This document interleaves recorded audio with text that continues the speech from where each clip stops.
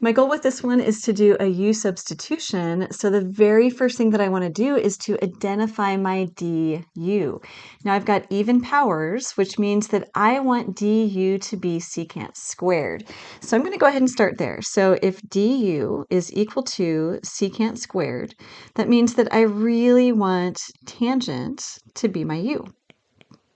I'm going to rewrite my integral by isolating that secant squared, and then we'll work the rest of it so that I can get to that u. So that's going to be a secant squared x, but there are 4 of them, and so that's going to be a secant squared x on the end dx.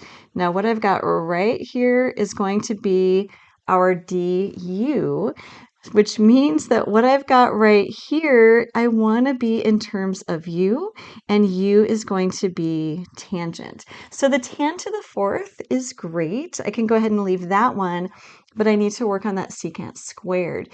And this is where my Pythagorean identity is going to show up. Now, I don't necessarily have the Pythagorean identity memorized for tans and secants, but I always have it memorized for sines and cosines. Sine squared plus cosine squared equals 1. If I want to get to a tangent from that, I need sine over cosine. So I divide everybody by a cosine squared by a cosine squared, and I end up with tan squared plus 1 is equal to secant squared x. Perfect. So I'm going to replace this secant squared x with my tan squared plus 1. Okay, so where does that leave me? Now, I'm not doing the u substitution yet. I wanted to leave this tan to the 4th. I want to replace that secant squared so that it's also in terms of tangent, and the Pythagorean identity is going to do that for us. So that's going to be a tan squared plus 1. And then on the end there, I've got what I'm using for my du, secant squared x dx. Let's take a look at what we've got now. So I've got my du, and I have everything else in terms of u, which is my tangent. So I'm ready for my u substitution.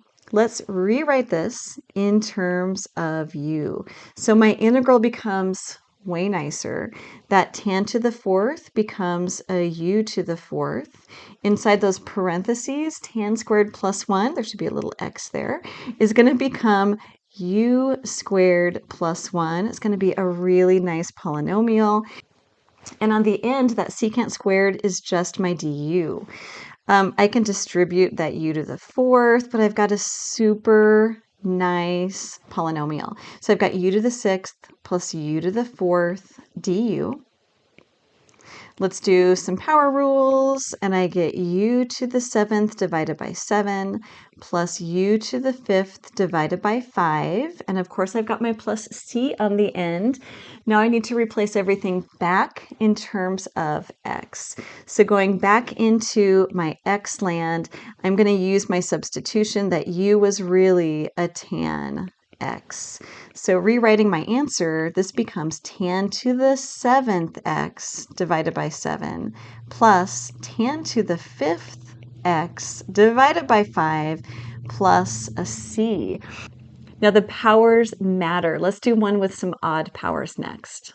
In this one, our goal is the same, but those odd powers mean that I want to use as my du secant x tangent x. So I'm going to start by rewriting my integral so that I'm isolating a secant tangent on the end. So if I've got a secant x tan x on the end, this is going to act as my du.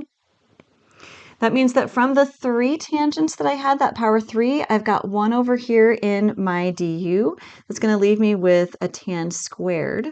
So for my secants, I had 5 of them, but I pulled 1 of them out. So that's going to give me a secant to the 4th x, just enough room. Now, if we've got du as secant tangent, that means that I want everything over here to be in terms of u, and u this time is going to be the secant of x. So that secant to the 4th can stay, but that tangent squared needs to change. But remember that Pythagorean identity that we just revisited, tan squared x plus 1 is equal to secant squared. So that tangent squared x can be replaced with a secant squared. There should be an x there, bad habit. Secant squared x minus 1. Replacing that tangent squared, we get secant squared minus 1. I'll remember my x this time. And then we already had the secant to the 4th. That was good. So I've got everything here now in terms of my u, which is a secant. And then, of course, we had on our end that du. So secant x tan x dx. I'm ready for my u sub. Here it comes. So in terms of u, it's going to work out so nice. I get u squared minus 1, u to the 4th, and then on the end here is my du. Now, if you're confident in your calc skills from here, skip to the end and check your answer. Otherwise, let's work this thing out. We get distributing that u to the 4th. I get a u to the 6th minus u to the 4th du, another really nice integral. I've got u to the 7th divided by 7 minus u to the 5th divided by 5 plus c. But remember, u was that secant. So going back into u equals secant x, we really have secant to the 7th x divided by 7 minus secant to the 5th x divided by 5 plus c. You are doing great.